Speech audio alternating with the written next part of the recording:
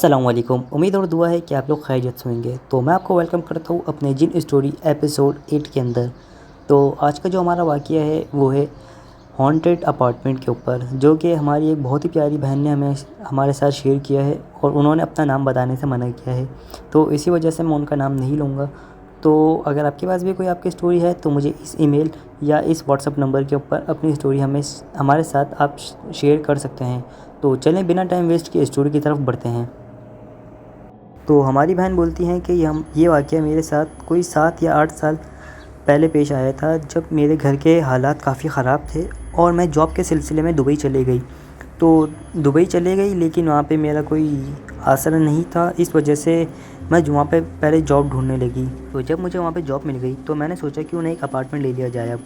तो जब मैंने अपार्टमेंट के वहाँ पे रेट लिए तो अपार्टमेंट के रेट 2000 और 2500 दिरहम थे। तो मैंने सोचा कि मेरी तो इतनी सैलरी भी नहीं है। तो फिर मैंने काफ़ी अपार्टमेंट ढूँढे तो मुझे एक अपार्टमेंट मिला जो कि काफ़ी पुरस्कार इलाके के अंदर था। नाम तो मैं नहीं लूँगी उस जगह का, लेकिन काफ़ी पुरस्कार जगह के ऊपर था वो।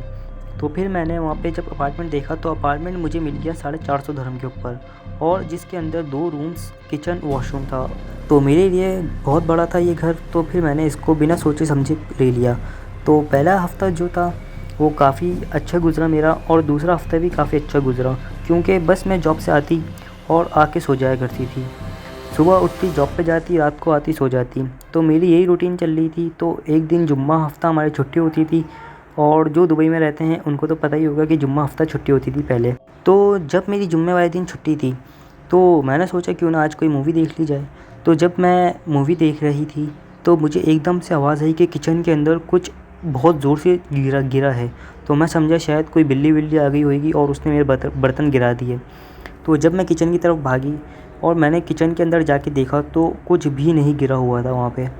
तो मैं थोड़ा डर गई। मैंने बोला अभी तो आवाज़ आई थी और कुछ गिरा हुआ भी नहीं है। तो मैंने सोचा कि शायद बराबर वालों के घर के अंदर कुछ गिर गया होगा। तो जब मैं किचन से वापस आने लगी तो मुझे ऐसा लगा कि मेरे साथ कोई कदम से कदम मिला के चल रहा हो, जैसे आपके पीछे कोई चल रहा हो। तो मैं काफ़ी डरी उस वक्त, लेकिन मैंने उसको इग्नोर किया बात को।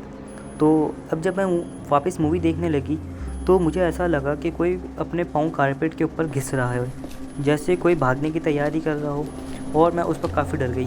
तो फिर मैंने टीवी बंद किया और जाके सो गई। तो मुझे वो आवाज़ पूरी रात मुसलसल तंग करती रही कानों के अंदर।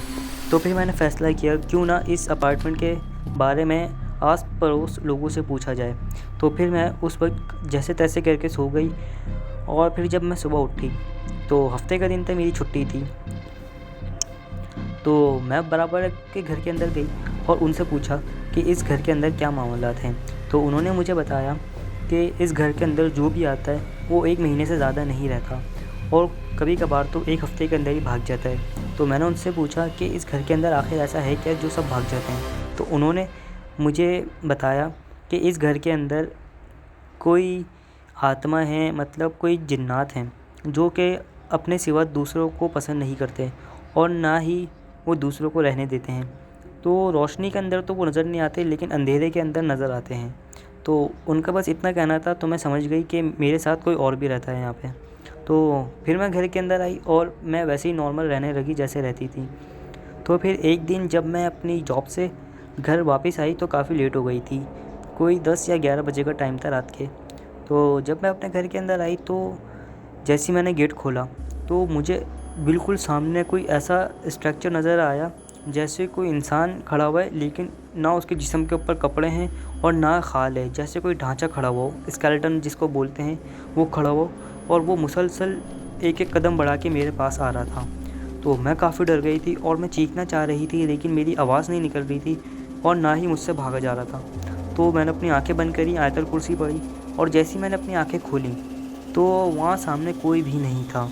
तो मैं काफ़ी डर गई थी, और फिर मैंने उसके 2-3 दिन बाद ही अपना घर चेंज कर लिया।